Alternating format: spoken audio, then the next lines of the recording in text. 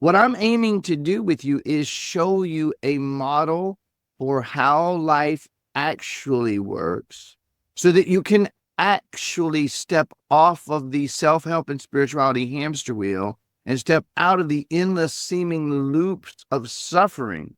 So if you ask me a question, I am not going to answer it for the 5 most common reasons that spiritual teachers answer. I'm not trying to look cool.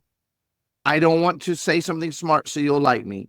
I don't want to bullshit you with more words. I would like to answer this question in the way that works within the model of the universe that we're using so that you can choose, if you desire to be free of this shame and guilt bullshit.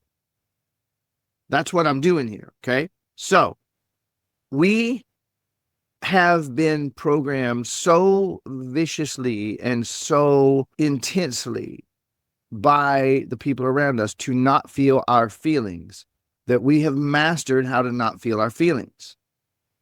I dare say, and I've said it before, I'll say it again, it's probably the most radical single statement that I ever make in this work. There is one skill that you've put more energy into mastering than any and all other skills. I don't care if you've played concert piano for 10,000 hours. I don't care if you've put 30,000 hours into being the best violinist you can be. I don't care if you have 422,000 hours on your plumbing training. It doesn't matter what you've practiced and mastered.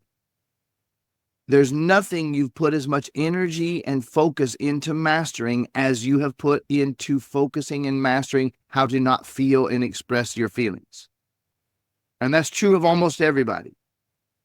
Now, towards that end, how can someone not feel their feelings when their feelings are feelings and they're there to be felt and they're always there right there? By the way, you don't have any deeply buried feelings. You just have feelings that you've created incredibly powerful systems to not feel. There's nothing deeply buried.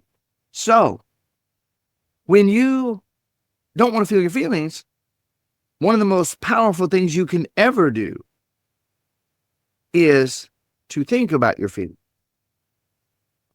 And the vast, vast, vast majority of us, when we talk about our feelings, we're talking about our thinkings. Well, you know, I feel so betrayed. That ain't no feeling. That's a bunch of mental assessments. And it didn't even happen exactly the way that you're thinking it anyway.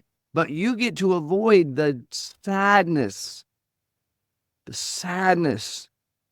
that you feel around what happened when you call it betrayal.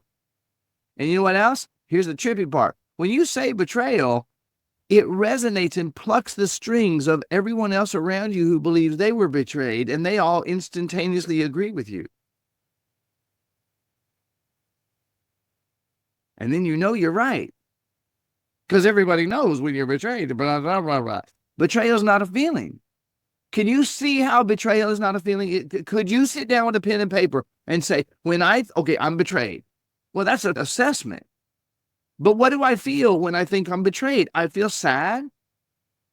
I feel scared. I might feel some anger.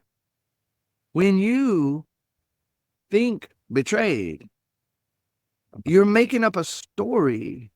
Even your words aren't the truth about what happened. What happened was she did this. You call that betrayal and you feel this. But to avoid all that pain, you just say, I feel betrayed. So what I'm getting at is how we think about and talk about our feelings rather than feeling them. Because if we felt them, we would express them and then they wouldn't like us and we'd get in trouble. When the fact is, if we would express them in a healthy way by feeling them, bringing up, breathing them, and moving through them, they would dissolve and we would be done with them. And no one else would ever have to betray us again to get us to finally feel those feelings. You're welcome.